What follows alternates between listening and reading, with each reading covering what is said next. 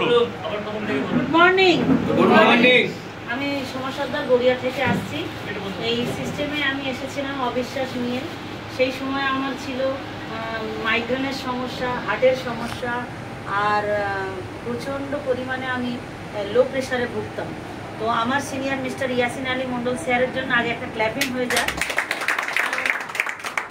উনি আমাকে একটা মোবাইল শোরুম থেকে তুলে এনেছিলেন। এই অপরচুনিটিটা যখন আমাকে দিয়েছিলেন, ভেস্টিজের কথা বলেছিলেন, তখন আমি বলেছিলাম স্যার আমার দ্বারা হবে না, পার ডে আমি 30 টাকার ওষুধ খাই, এসব আমি শ্বশুরবাড়ি কাকে কি বলবো, অর্ধেক দিন বিছানায় শুয়ে থাকি।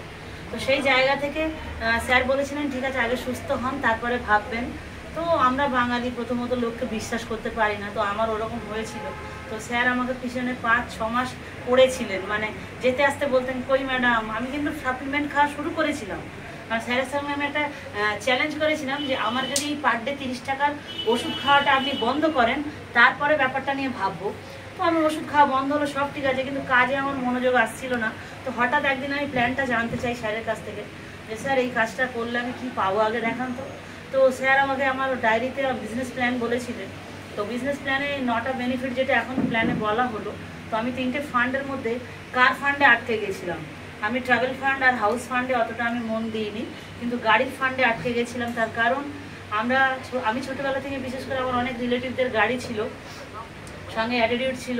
ছোটোবেলা থেকে গাড়ি চড়ার খুব স্বপ্ন ছিল যে 4 চাকা আমার একটা নিজের হবে।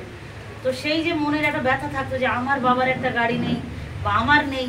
আর বিয়ে যখন হলো তখন ভাবলাম যে আর হওয়ার কোনো চান্সও নেই, কারণ খেয়ে মেখে থাকবো কিন্তু আর হওয়ার কোনো চান্স নেই।